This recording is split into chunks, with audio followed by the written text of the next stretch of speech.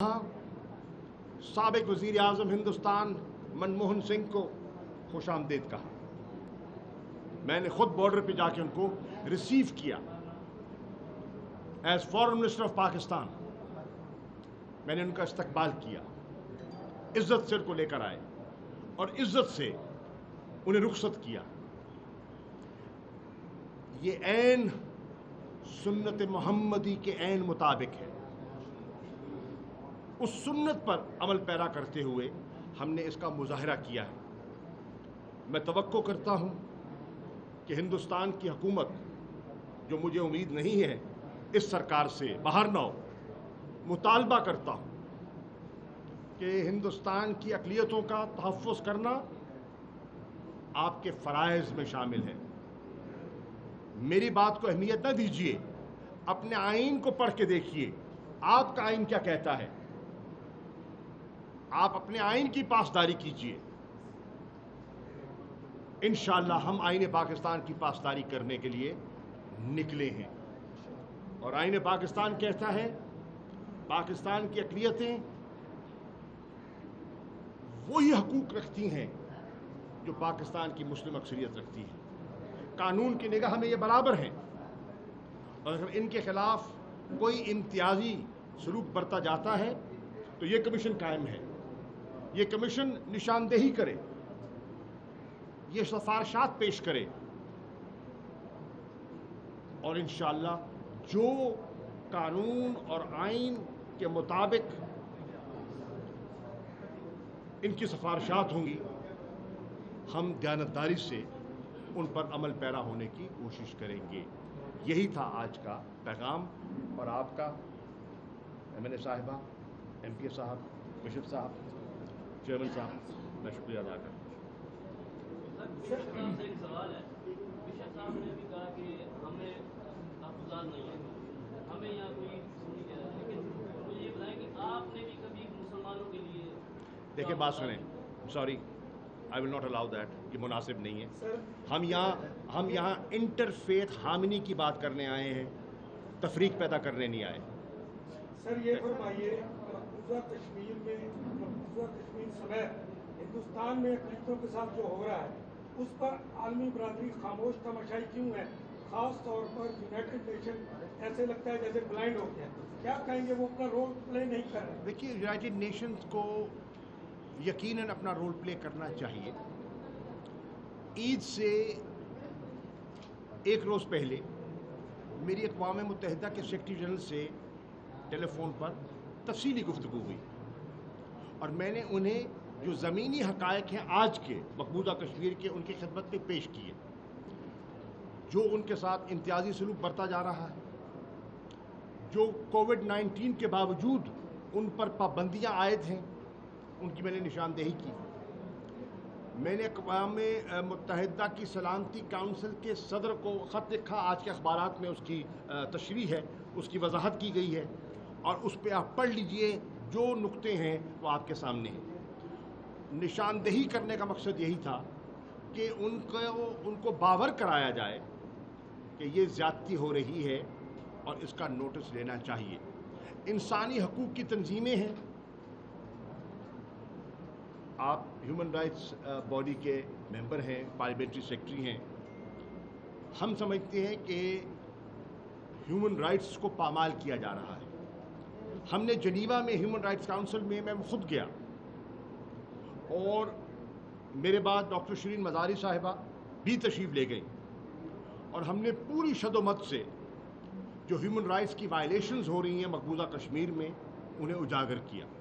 मैं तवक्को करता हूँ कि उन मरासलों को सामने रखते हुए, हमारी जनीवा की गुफ्तगू को सामने रखते हुए, ह्यूमन राइट्स कमिश्नर जो हैं मिशेल बैशले, वो अपनी नई रिपोर्ट जो हम तवक्को कर रहे हैं 2020 में आनी चाहिए, वो रिपोर्ट पब्लिश करेंगी और हक़ाइक़ लोगों के सामने लेकर आएंगी। سر کورونا وائرس کی وجہ سے دبئی میں بہت سارے پاکستانی بے روزگار ہو چکے ہیں اور انتظار میں ہے کہ کب اپنے وطن واپس جائیں. تو یہ عمل جو ہے وطن واپسی کا کب مکمل ہوگا اور ان کے بارے میں کیا پلان ہے, کوئی اس کو جاب وغیرہ؟ دیکھیے پہلی بات تو یہ ہے کہ کرونا وائرس سے جو متاثر ہیں لوگ وہ تو پوری دنیا متاثر ہے. پاکستانی لوگ, میں عرض کر رہا ہوں نا, آپ نے سوال کر لیے جواب لے لینا. بیٹا ایک منٹ ٹھہر جائیں, اس پر رہنے دیں, بات کرنے دیں.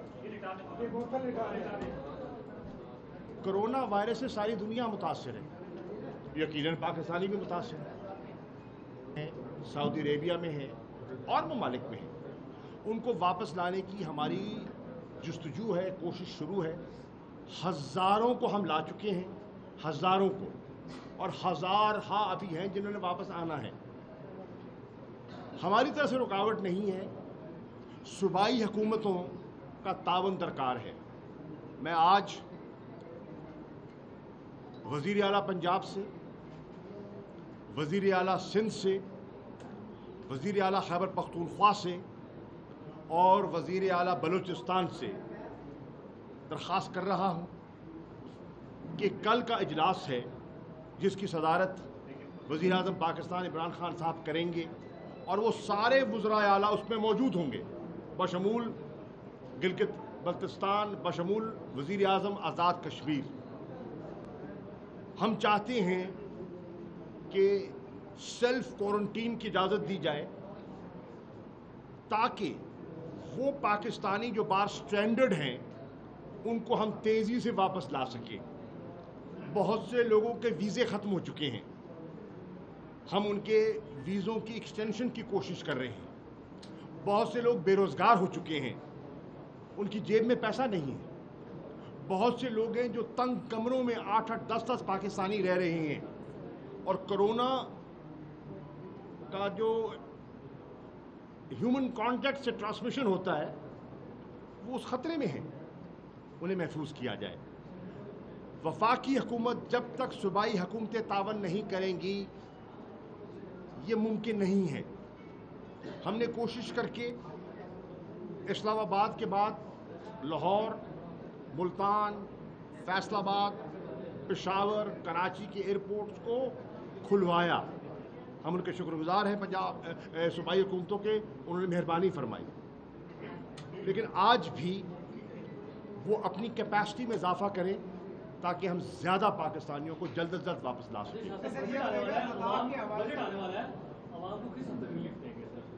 دیکھیے بجٹ آ رہا ہے, اس وقت جو مالی مشکلات ہیں وہ آپ کے سامنے ہیں. پاکستان کی جو برآمدات ہیں وہ کرونا کا جو ایک منفی امپیکٹ ہوا ہے گلوبل اکانومی پر, وہ پاکستان پہ بھی یقیناً ہوا ہے. ہماری جو ایکسپورٹس ہیں وہ گری ہیں, ہماری جو ریمیٹنسز ہیں وہ گری ہیں, ہمارے جو باہر لوگوں کے روزگار کے مواقع تھے وہ سکڑے ہیں. یقیناً ہمارے بجٹ پہ بھی اس کا بوجھ پڑے گا. ہماری حکومت کی کوشش ہے کہ ہم ان مالی مشکلات کو سامنے رکھتے ہوئے جو اس ملک کا متوسط اور غربت کی لکیر کے نیچے رہنے والا طبقہ ہے ان کے لیے جو رعایت ہم دے سکتے ہیں ہمیں دینی چاہیے. ہم نے احساس پروگرام کے ذریعے 1,20,00,000 کنبوں کو 144 ارب روپیہ شفاف طریقے سے تقسیم کیا. ہم نے وزیر اعظم نے اپنے پورٹل کے ذریعے درخواستیں طلب کی ہیں ان بے روزگاروں کی جو کرونا کی وجہ سے بے روزگار ہوئے ہیں تاکہ ان کو بھی کیش اسسٹنس دی جا سکے. اور ہم بجٹ میں بھی کوشش کر رہے ہیں, بجٹ سے پہلے بھی کوشش کی ہے اور بجٹ میں بھی کوشش کریں گے کہ جو ریلیف ہو سکتا ہے لوگوں پہ بوجھ میں اضافہ نہ ہو. پیٹرول کی قیمت کم کی, ڈیزل کی قیمت کم کی, جو بجلی کے بل ہیں ان کو مؤخر کیا, ان کو سٹیگر کیا, اور انشاءاللہ مزید پیکیجز دیے, کنسٹرکشن کا پیکیج دیا. ایگریکلچر کے لیے ہم کوشش کر رہے ہیں کہ پیکیج آئے تو کہ اکانومی کو جسے کہتے ہیں نا اسٹیمولس دیا. 1.2 ٹریلین روپیز کا پاکستان کی تاریخ کا سب سے بڑا اسٹیمولس اکنامک پیکیج دیا. تو इंशाल्लाह बजट में भी जो वसाइल इजाज़त देंगे हत्तुल वसा कोशिश करेंगे।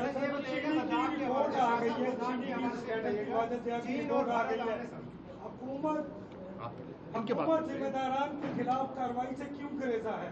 क्यों पहली बात मैं समझ गया, पहली बात हुकूमत गुरेजा नहीं है, ये पहली हुकूमत है जिसने कमीशन की रिपोर्टों को दबाया नहीं है।